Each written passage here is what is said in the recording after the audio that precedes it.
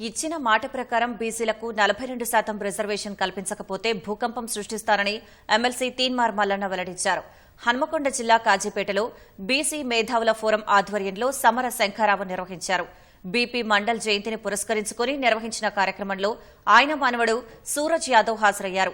BP mandal చిత్రపటానికి తీన్మార్ మల్లన్న, మాజీ speaker Madhusudanachari, దాస్యం వినయ్ భాస్కర్ తదితరులు నివాళులర్పించారు.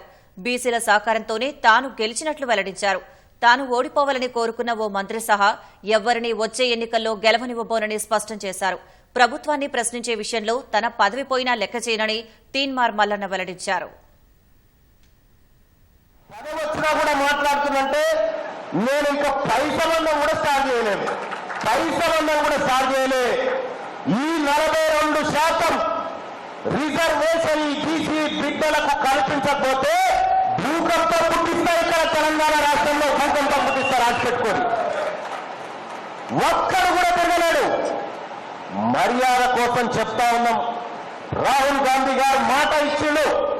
ఆయన మాట శిలాశాసనం అని భావిస్తా ఉన్నాం. కాబట్టి ఆ మాట కట్టుబడే 42% రిజర్వేషన్ అమలు చేయాల్సిందే, చేసి తీరాల్సిందే.